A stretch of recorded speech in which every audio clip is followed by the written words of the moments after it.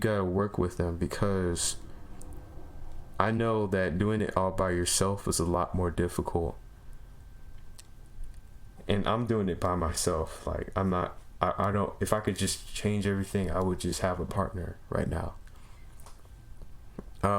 Choose an easy professor. You could choose an easy professor, or preferably the professor that is teaching the actual course. So whatever professor is teaching the actual course of capstone, not your advisor, choose that professor that's teaching the actual course, because they know exactly what they want you to do,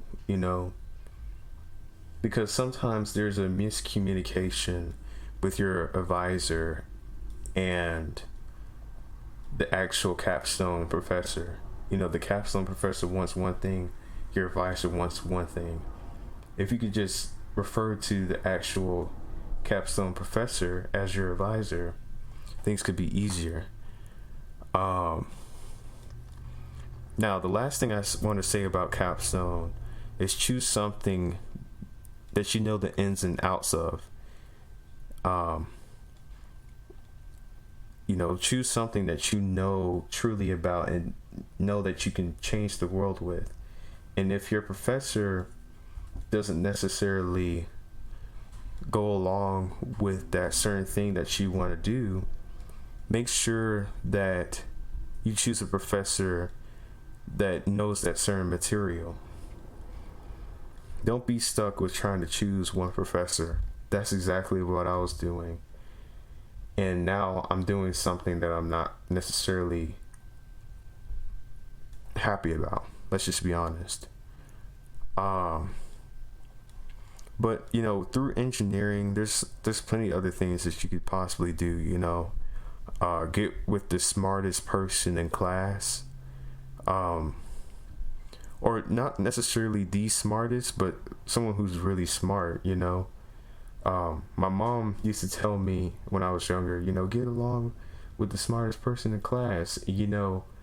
During quarantine, I figured out that was a lot more crucial now than it ever has been before, because a lot of times the smartest person would know a lot about a certain material and you would be stuck, and they can help you out. So yeah, don't underestimate getting along with the smartest person in class. The last thing I could say about getting through your engineering degree is, have an outlet. Have an outlet to release some steam, because you might be going through a lot and you just need to just calm down and take a small break.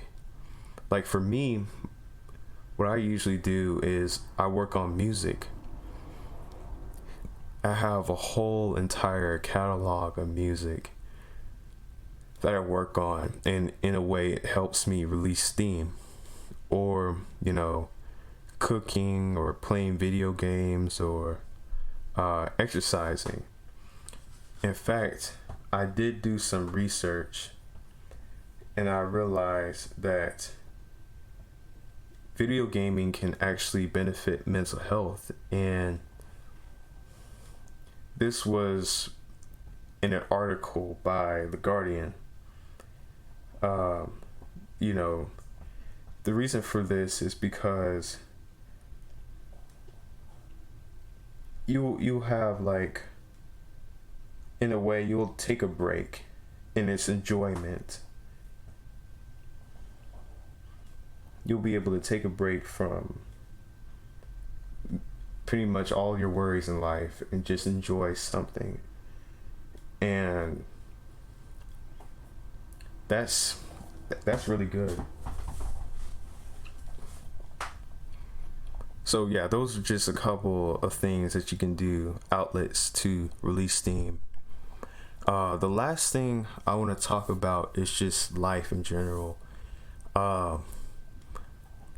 So in particular, I wanted to look into, mental health. during this quarantine, I've been at home, depressed, thinking about life, and I just want success for myself. So one thing that I realize is that you have to make sure that you take care of yourself. Don't get into this state of depression for a long time. Like, first thing that I realize is that the devil cries when you don't worry. That's a quote that I saw. So what I say for that is, stop caring too much, And a lot of times when you say that, oh, it's okay that I have to care, a lot of times if you care too much about certain thing, then it will be hard for you to recover from it. So a lot of times it's best to not care too much about a certain thing. I know it's normal for us as human beings to care, but like, caring too much about what you did in the past or caring too much about what happens in the future will let you keep on rethinking your thoughts and thinking about life and worry. And so a lot of times it's best to not worry about certain things. It is what it is. But another thing about, taking care of your mental health is that, you need to exercise. There's this one website, it's called mylungsforlife.org. And they say that if you do less exercise or activity, you'll become deconditioned. Your muscles will weaken and you'll lose bulk, including the muscles you need for breathing and the large muscles in your legs and arms. And this is important because, I have asthma, and it'll be harder to breathe if you do less exercise. So exercise, it opens the lungs and helps you to think better. There's a lot of other benefits. MedlinePlus.gov says, it helps you quit smoking. Like I said, it improves your mental health. It helps you control your weight, and reduce risk of heart diseases. So, that's one way to take care of your mental health, just exercising. Now, another thing I have to say, just to end off this podcast, is, do something with your life. Don't live your life with regrets.